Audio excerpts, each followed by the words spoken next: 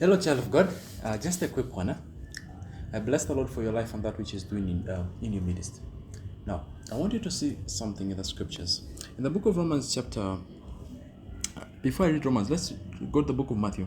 Let's read the book of Matthew, chapter 5, verse 14, which says, You are the light of the world.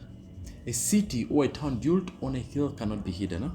Or other versions will say, You are the light of the world. Like a city on a hilltop that cannot be hidden. Now, I want you to understand, child of God, that deep within you, there's the God, there's the beat of God hidden in you. Not only that, but for the fact that you have received salvation, Christ lives in you. And you see, you shine, or you're the light of the world. So meaning that the light of God, the light of Christ ought to be seen in you in every bit of your life and every step. His glory needs to be recognized. But you see, the reason today a big percentage of the church, the light of God is not seen as is because we have been conformed to the standards of the world, the ways of the world, however much we have received salvation. And because of that, it shuts or dims our light as Christians. Now, just a quick one. In the book of Romans chapter 12 verse 1, it says, Therefore I urge you, brothers and sisters, in view of God's mercy, to offer your bodies as a living sacrifice, holy and pleasing to God. This is your true and proper worship. Do not conform to the pattern of this world, but be transformed by the renewing of your mind. Then you'll be able to test and approve that God's will is good, God's will is His good, pleasing, and perfect will. Now, child of God, if we are to shine, if we are surely to be the light, if surely the glory of God is to be seen in us, there's a particular standard we need to set, there's a particular pattern we need to follow, there's a particular kind of life we ought to live.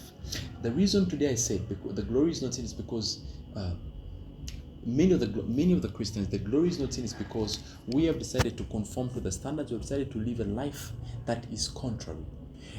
Now, the point I want to reach out to is this. Today, the church, there's a big percent of the church that has made immorality seem very normal. That has made a Christian living like anybody on the face of the earth seem very normal. And they'll tell you the grace is there. Child of God, I want you to know, whatever seed you sow, you will reap. The grace of God is sufficient, but doesn't give us room to sin. It gives us room to love. You look through the social media account of a Christian, they'll tell you God, or with God, or in love with God, something. But if you look through the content, all you see naked videos, naked photos, and you wonder which God are we talking about here? Now that is somebody who was conformed to the standards, to the patterns of the world, and somehow they expect to shine like the way they ought to. It cannot happen.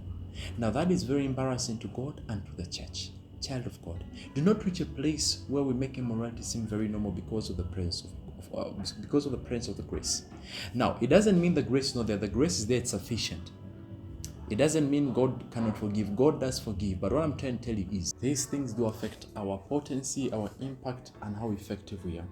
No, don't reach a place where you normalize immorality, where you normalize very wrong things, just because of the grace of God.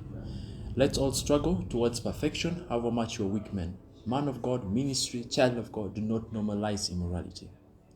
If surely you say you're the light of the world, as the book of Matthew says it, then make sure you do what the book of Romans says it. Conform to the patterns of God only, not the world. Yeah? Reflect what God wants you to reflect.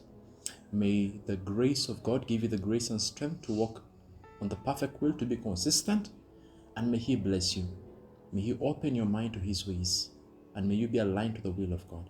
See you again the next time. God bless you, and have a good day.